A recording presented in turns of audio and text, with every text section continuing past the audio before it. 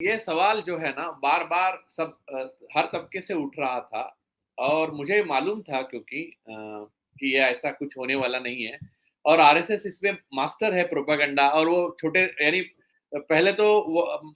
Word to mouth वैसे spread करते जाते हैं, फिर वो प्रोपेगेंडा एक बड़ा तैयार करते हैं। हालाँकि उद्धव ठाकरे ने ऑफ़िशियली वो दिया बयान दिया है कि ये सारी अफ़वाहें हैं और इस पे आप ध्यान मत दीजिएगा। और ये सारी चीज़ें होने के बाद भी अफ़वाहें उठेली, फिर प्रियंका चतुर्वेदी ने बोला, फिर संजय राउत ने बोला, बहुत सारी हुई। तो एक दिन मैंने उद्धव ठाकरे जी को ही फ़ोन किया और मैंने सीधा-सीधा उनको पूछा कि ऐसा-ऐसा हो रहा है भाई, ऐसा आपको क्या लगता है? आप बताइए मुझे। तो इस पे हमें क्या सोचना चाहिए आपके बारे में? तो उन्होंने एक लाइन बोली सर कि आपको इसको नज़रअंदाज करना चाहिए, पहली बात। और मैं इसको मानता हूँ इसकी जब उसके आगे जो बोला वो भी मैं आपके साथ शेयर करूँगा क्यों ताकि लोगों तक पहुँचे क्योंकि ये बात कोई मेरे और उनके बीच का मसला नहीं है। ये जी, पर्सनल तो बात थी नहीं, मैं किसी को पर्सनल फ़ोन करता ही नहीं। मेरा कोई पर्सनल काम किसी नेता के पास है ही नहीं, देश के, किसी भी पार्टी के। तो उनको मैंने जो पूछा उसके पीछे ये था कि आदित्य अगर ये हार जाती इलेक्शन अच्छी तरह से जीत जाते मोदी 400 303 302 तो दूसरे दिन से लेके आदित्य ठाकरे के पीछे पड़ जाते बराबर है या उद्धव ठाकरे को भी मालूम था हालांकि 3 तारीख को जिस दिन चुनाव का रिजल्ट आया उस दिन उद्धव जी का मुझे फोन आया था और बोले मैंने उनको एक पूछा मैंने वो डाला था ट्वीट डाला था सत्य और साहस से बड़ी कोई चीज नहीं है और गांधी जी का फोटो डाला तस्वीर डाली थी मैंने ट्विटर पे और मेरे इंस्टा पे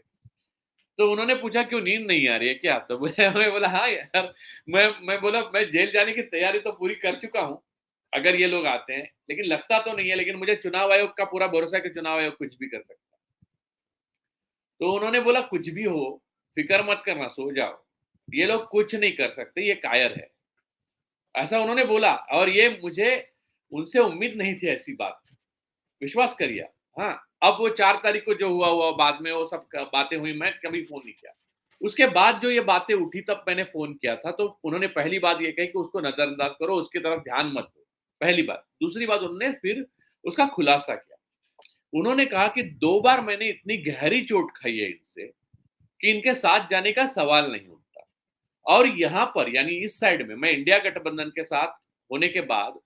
फिर सोनिया जी हो या बड़े नेता कोई भी हो सम्मान और ऐसी कोई चीज नहीं जो उन्होंने मुझे दी नहीं या देने वाले नहीं है ऐसा कुछ भी नहीं है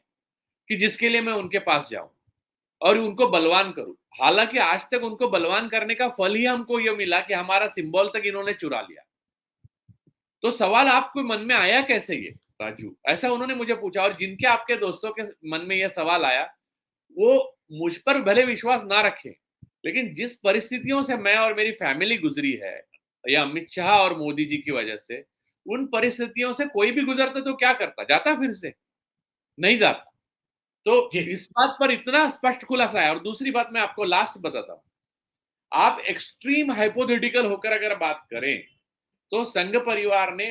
अगर मोदी और शाह को मार्गदर्शक मंडल में डाल दिया और नितिन गडकरी को प्रधानमंत्री बनाया और एक फ्री एंड फेयर गवर्नमेंट बनाया तो हो सकता है कि कई लोग बाहर से उनको सपोर्ट करें लेकिन उसमें उद्धव ठाकरे और शरद पवार होंगे या नहीं होंगे मुझे पता नहीं मुझे उद्धव ठाकरे ने जो बोला है उसमें यह बोला है कि हम किसी भी हालत में उनको सपोर्ट नहीं करेंगे पर्सनल दोस्ती अपनी जगह